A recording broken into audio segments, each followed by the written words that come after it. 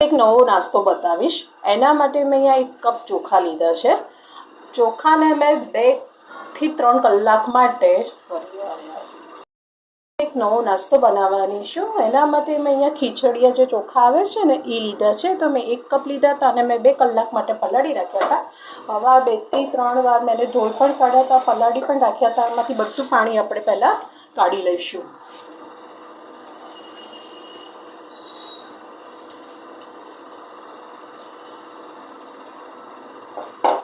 હવે આને આપણે ગ્રાઇન્ડ કરવાના છે. મિક્સર જાર લીધું છે. આ બધા ચોખા અંદર એડ કરી દઈશું.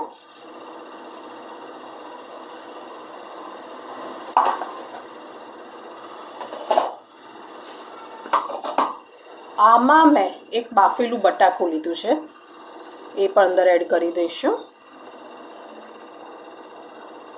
આમાં અડધો કપ જેટલું દહીં લેવાનું છે. તીખાસ માટે મેં એક ટુકડો આદુનો લીધો છે અને 4 થી 5 લીલા મરચાં, અને આમાં અડધો કપ પાણી નાખીને હવે આપણે આની પેસ્ટ કરી દઈશું. મેં પેસ્ટ કરીને રાખી છે.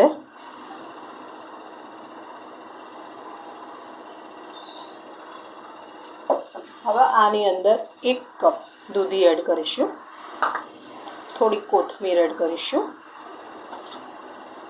અને 1 ચમચી મીઠું.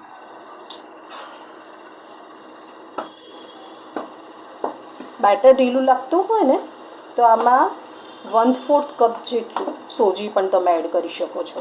તમારામાં ગાજર, કેપ્સિકમ એ બધું એડ કરવું હોય તો પણ તમે કરી શકો છો.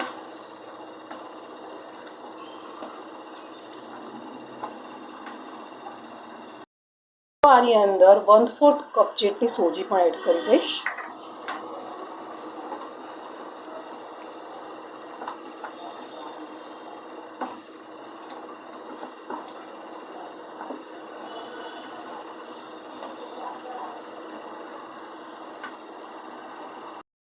વઘાર કરવાનો છે તો મેં વઘારિયામાં તેલ ગરમ કરી દીધું છે.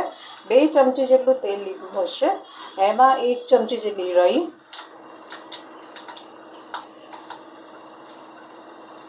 1 ચમચી જેટલું જીરું,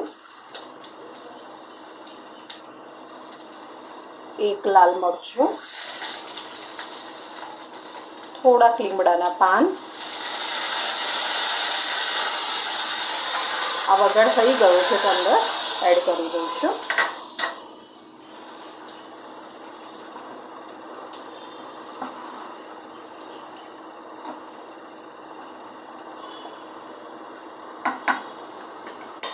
હવે આમાં 1/4 ટીસ્પૂન મેં ખાવાનો સોડા લીધો છે, એ એડ કરું છું અને થોડુંક પાણી એડ કરીને એને મિક્સ કરી દઈશું અને આને ઢાંકીને 10 મિનિટ માટે રહેવા દઈશું.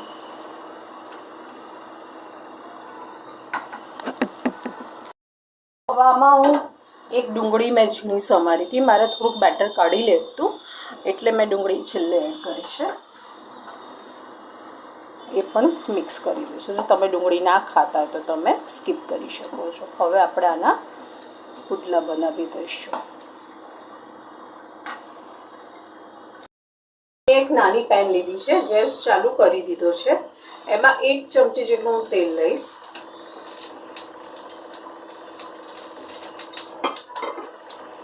આમાં 1 ચમચી જેટલા હું તલ પણ એડ કરીશ.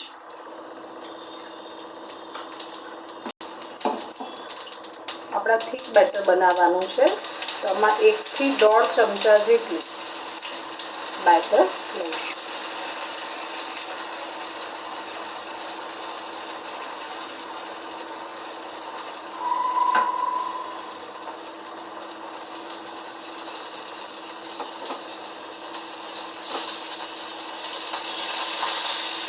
આને ઢાંકીને થવા દઈશું. મીડિયમ ફ્લેમ પર થવા દેવાનું. ચેક કરી જોઈએ.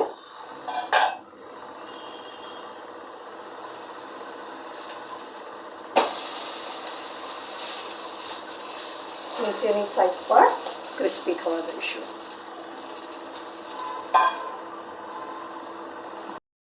ચેક કરી જોઈએ કેવો સરસ ફૂલ્યો છે ને. હવે આને પણ થઈ ગયો, આ થઈ ગયો છે.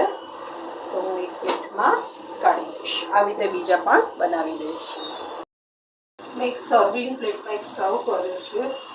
ગરમ ગરમ દૂધીનો નવી રીતનો નાસ્તો બનીને રેડી છે અને ગરમ જ સર્વ કરવાનો. તો તમને મારી આ રેસીપી કેવી લાગી? જો સારી લાગી હોય તો લાઈક કરજો, કોમેન્ટ કરજો અને સબસ્ક્રાઈબ કરજો. Thank you for watching.